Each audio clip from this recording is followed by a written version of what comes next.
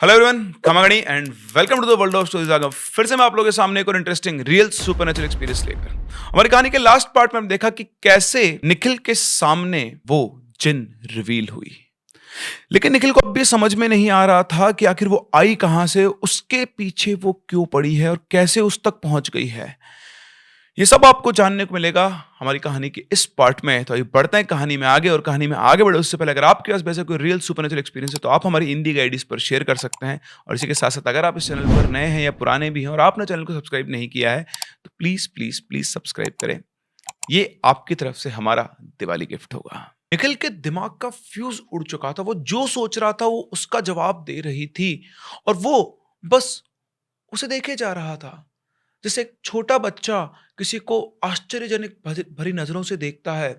बिल्कुल वो देखे जा रहा था और समझने की कोशिश कर रहा था कि आखिर ये कौन है।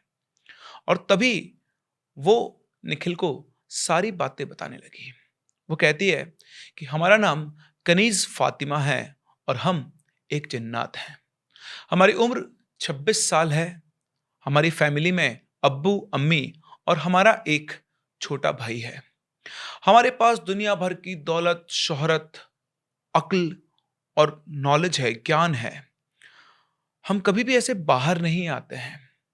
दिल्ली में एक जगह है, वहां पर एक बहुत बड़ा बरगद का पेड़ है। उस पेड़ के अंदर एक खुफिया रास्ता है जो हमारे महल तक जाता है।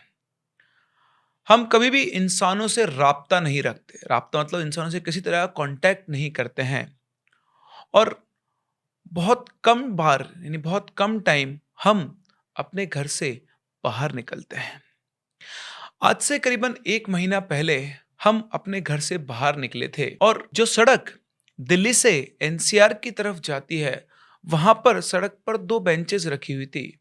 वहीं हम भी एक बेंच के ऊपर बैठे हुए थे और बस वहां से आते जाते चीजों को देख रहे थे। वहां सड़क पर हमारे अलावा कोई नहीं था, और वो सड़क पूरी तरह से खाली थी। यहां तक कि वहां कोई जानवर भी नहीं था। उस दिन हम बहुत उदास और अकेलापन महसूस कर रहे थे। हमारा रोने का मन कर रहा था। हमें वहां बैठे अभी करीब 10-15 मिनट ही हुए थे कि तभी आप अपनी बाइक पे वहां से गुजर रहे थे। आपने अपनी बाइक वहीं रोकी जहां हम बैठे हुए थे, और हमारे सामने वाली बेंच पर जाकर बैठ गए। आपने हमें नहीं देखा, लेकिन हम आपको देख रहे थे। आप भी हमारी तरह बहुत उदास थे और रो रहे थे। शायद किसी ने आपसे कुछ कह दिया था। आपको देखकर हमें भी रोना आया। हमारा मन कर रहा था कि आपके पास जाएं और आपको शांत करें, पर न जाने कब हम आप में इतना खो गए कि कब देखते देखते हमें आपसे प्यार हो गया। हम सोच रहे थे कि कोई इतना खूबसूरत है और इन्हें किसी ने रुला दिया। बस हम आपको देख ही रहे थे कि फिर हमने शक्ति से आपका नाम और पता जाना, और वहीं हमने अपना मन बना लिया था कि चाहे कुछ भी हो जाए, हम आपको पाके रहेंगे। आप नहीं तो कोई नहीं। और तभी अचानक से आप वहां से उठे और अपनी गाड़ी चलाकर वहां से चले गए। हम वहीं बैठे बैठे आपको जाते हुए देख रहे थे। हमें पता ही नहीं चला कि कब हमारा भाई पीछे से ये सब देख रहा था। उसने घर जाके अम्मी अब्बू को सब कुछ बता दिया। बाद में जब हम घर पहुंचे तो अम्मी अब्बू ने हमें बहुत डांटा, हम पर बहुत चिल्लाए। उन्होंने हमसे कहा कि कमबख्त, तूने कब से इंसानों से दिल लगाना सीख लिया? भूलो मत, तुम एक जन्नात हो और इंसान हमसे बहुत छोटे हैं। वो कभी भी हमारी बराबरी नहीं कर सकते। ना उनके पास कभी हमारी जैसी अक्ल आएगी और ना ही हमारे जैसी ताकत। और इंसान कभी भी जिन्न से खूबसूरत नहीं हो सकता है। लेकिन फिर हमने भी चिल्ला के कह दिया, आपको जो करना है वो करें। हम बस उनसे ही प्यार करेंगे और उनसे ही शादी करेंगे। उन्होंने फिर हमें बहुत मारा, बहुत पीटा और हमें हमारे कमरे में बंद कर दिया। हम पूरे 9 दिनों तक उन्होंने हमें बंद करके रखा। हम बहुत रोए, हमने खाना भी नहीं खाया। फिर एक दिन अम्मी हमारे कमरे में आई। उन्होंने कहा, क्यों, किस लिए, किसके लिए कर रही हो ऐसा? तो हमने उन्हें जवाब दिया कि जिंदगी में पहली बार हमें प्यार हुआ है अम्मी, उसे हमसे मत छीनिए। पहली बार किसी को देखकर हमें खुशी हुई है, चाहे वो कोई भी हो, हम उनसे ही शादी करेंगे। आप हमें रोकिए मत, आप हमें जाने दें। हमने कभी आपसे कुछ नहीं मांगा, पर अब आपसे हम हमारी खुशी मांग रहे हैं।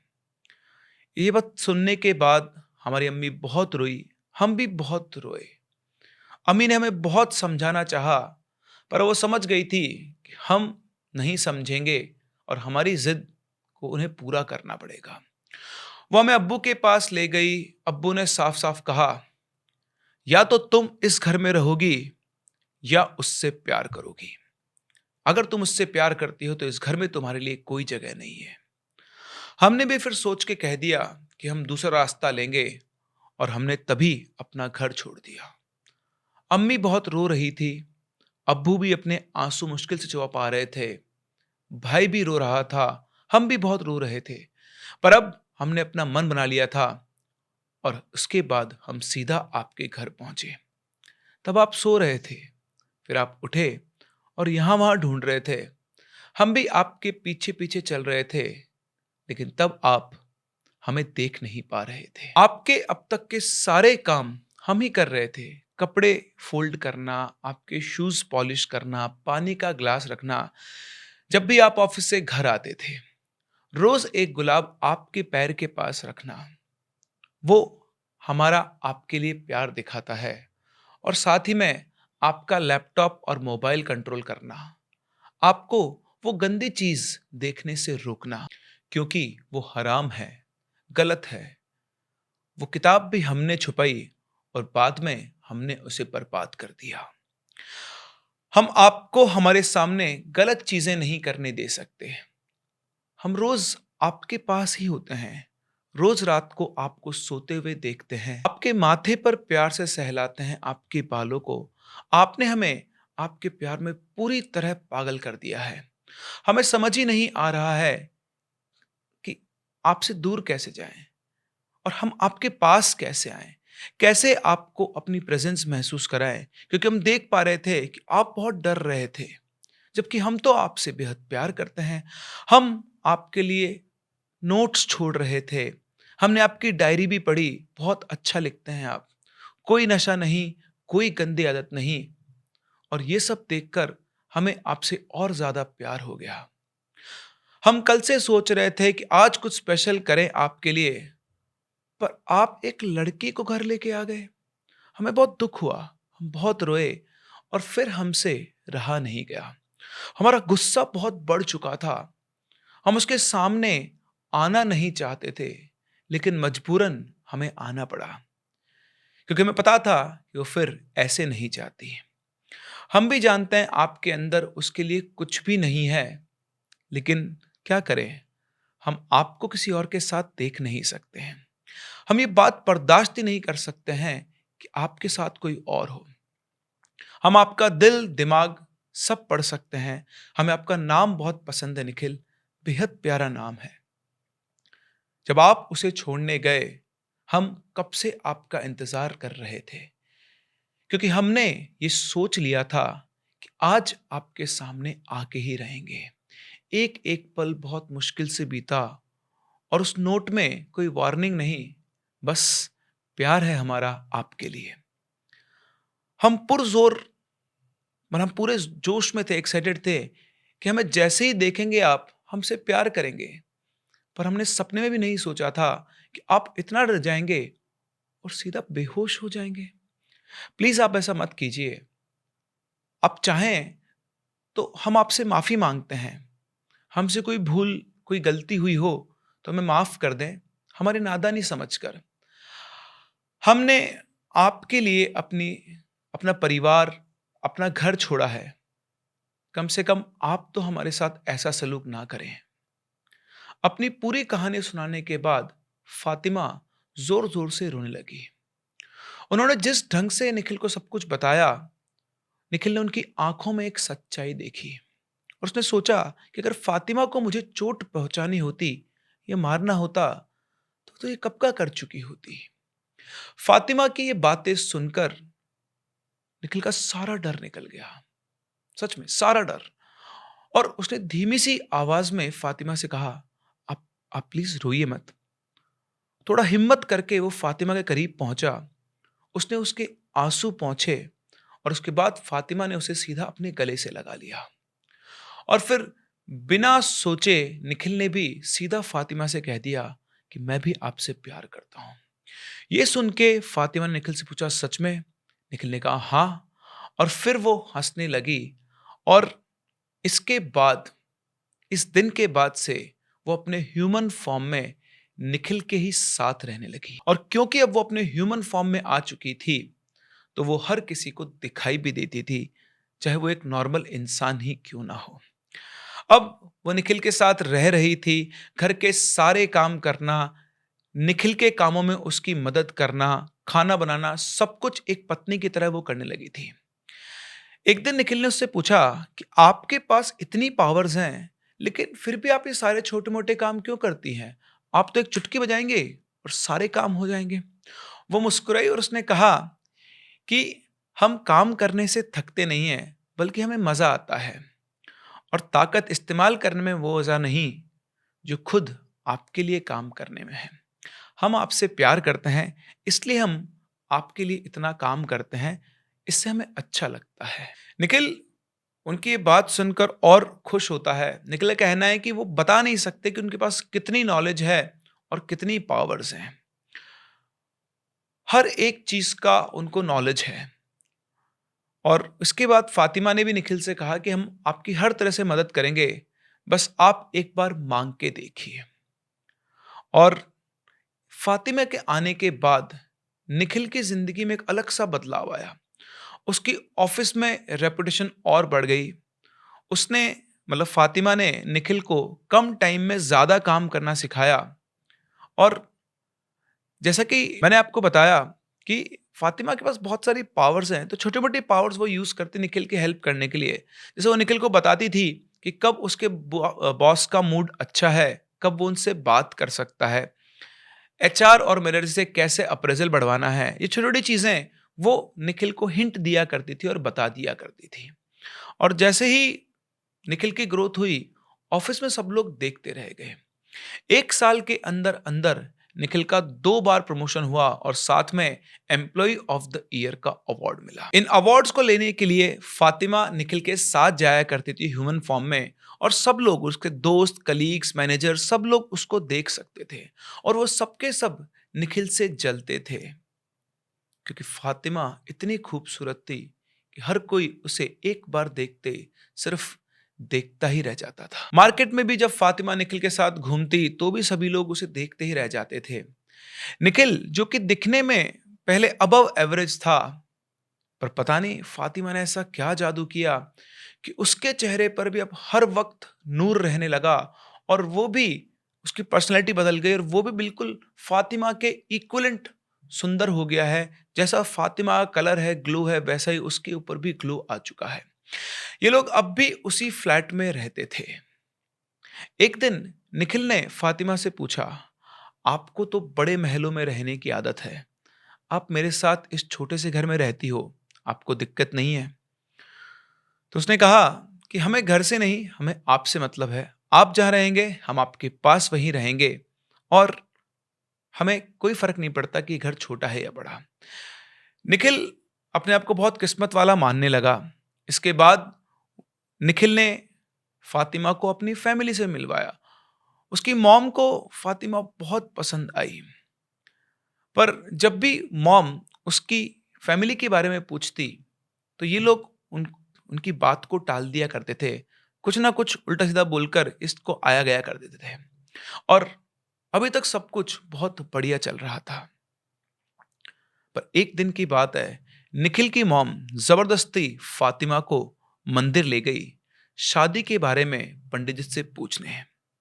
फातिमा ने बहुत कोशिश की, बार बार टाला, उसे कहा भी कि फिर किसी और दिन चल लेंगे, पर निखिल की मॉम मानने को तैयार नहीं थी। और वो आखिरकार फातिमा को लेकर मंदिर चली ही गई। जैसे ही वो दोनों मंदिर पहुंचे, कुछ अजीब सा हुआ। वहां के आसपास का वेदर एकदम से पूरा चेंज हो गया।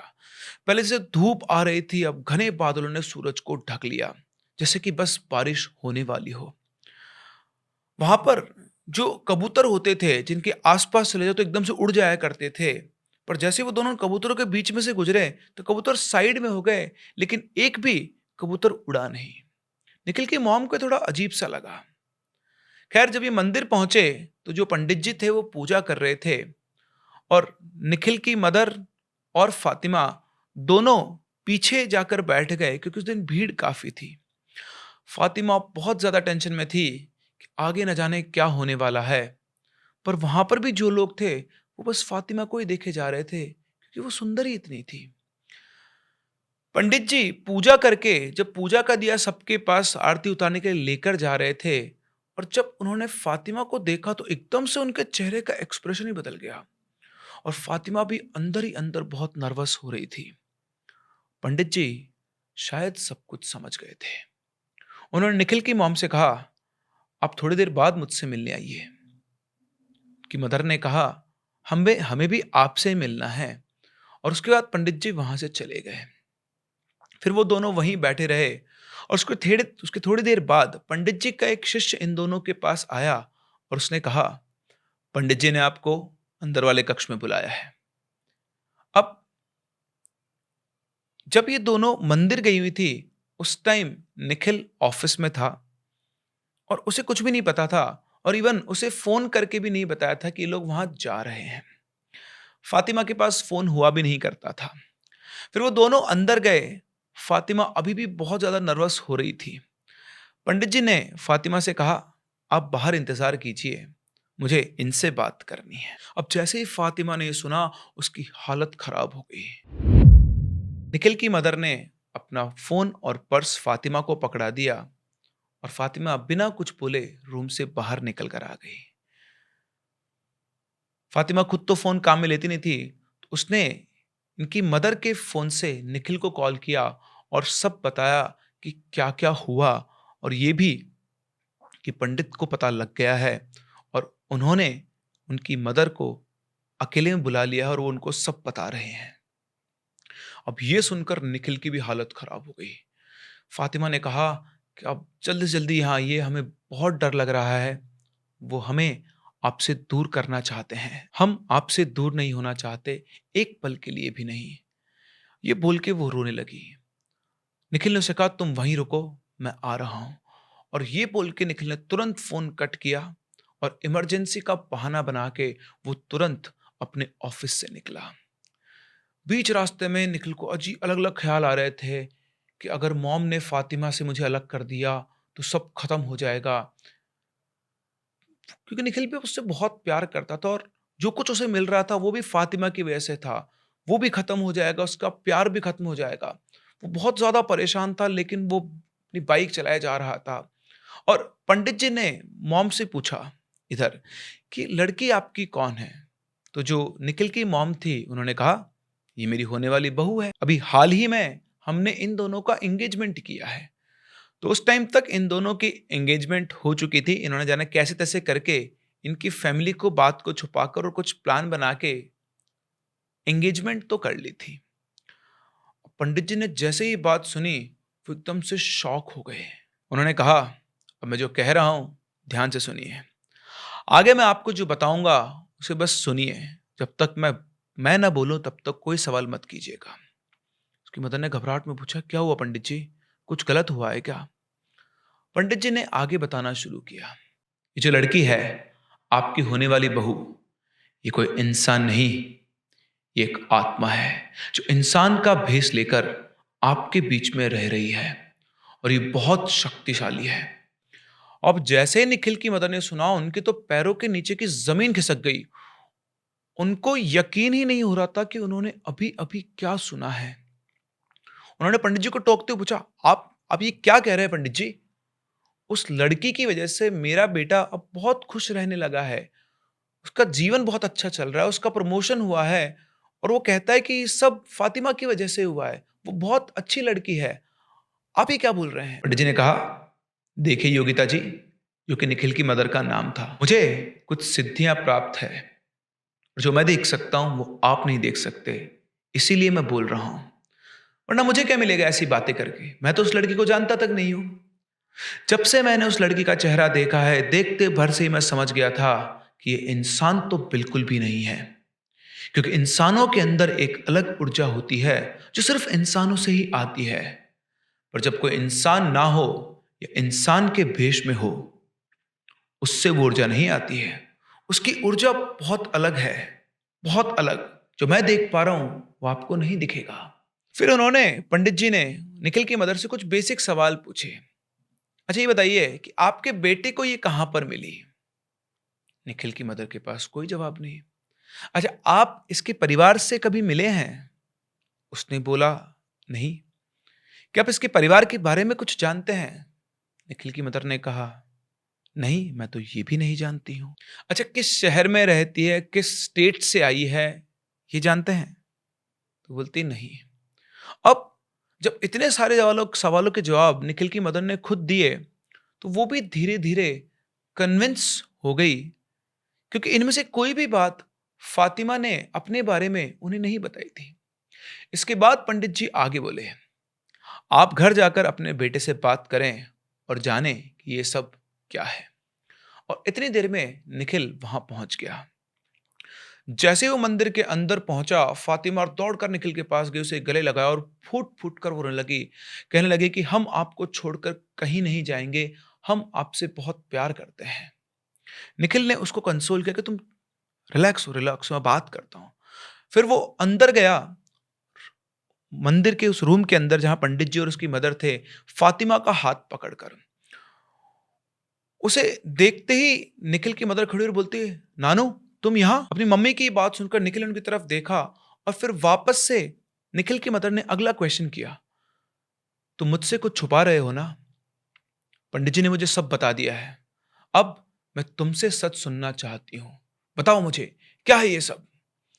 निखिल ने कहा, मॉम, हम सब घर पे चल के बात करते हैं, यहां नहीं। लेकिन निखिल की मदर मानने को तैयार नहीं थी। उन्होंने कहा, नहीं, मुझे सब जानना और यहीं बताओ। निखिल ने फातिमा की तरफ देखा, उसकी आंखों में नमी थी और थोड़ी देर सोचने के बाद निखिल ने कहा, हाँ मॉम, ये कोई इंसान नहीं, ये एक जिन है। पर यह भी सच है कि हम दोनों एक दूसरे से बहुत प्यार करते हैं। इन्होंने कभी भी मुझे कोई नुकसान नहीं पहुंचाया है, बल्कि बहुत कुछ दिया है। और जैसे ही पंडित जी ने जिन ये शब्द सुना, वो सीधे नीचे बैठे खड़े हो गए और डर के मारे उनके पसीने छूटने लगे। उन्होंने कहा, योगिता जी, ये जिन बहुत खतरनाक होते हैं, बहुत शक्तिशाली, इन्हें कोई काबू में नहीं कर सकता। ये तो मेरे बस की भी बात नहीं है। इसका इलाज तो कोई बड़ा तांत्रिक या मौलाना ही कर सकता है। अब निखिल की मदर ने भी जिन के बारे में थोड़ा बहुत तो सुन रखा था और उनके भी कान खड़े हो गए कि ये मेरा बेटा क्या बोल रहा है। वो उठी, निखिल के पास पहुंची, उन्होंने तुरंत फातिमा के हाथ से निखिल का हाथ छुड़ाया और फातिमा से बोली, तू रो जा मेरे बेटे की जिंदगी से। और निखिल को गले लगाकर वो जोर जोर से रोने लगी। अब निखिल और फातिमा दोनों साथ रह रहे हैं, लेकिन क्या ये हमेशा हमेशा के लिए साथ रह पाएंगे, या फिर यहां होगी एक विलन की एंट्री? ये सब आपको जानने को मिलेगा हमारी इस कहानी के आखिरी और फाइनल पार्ट में।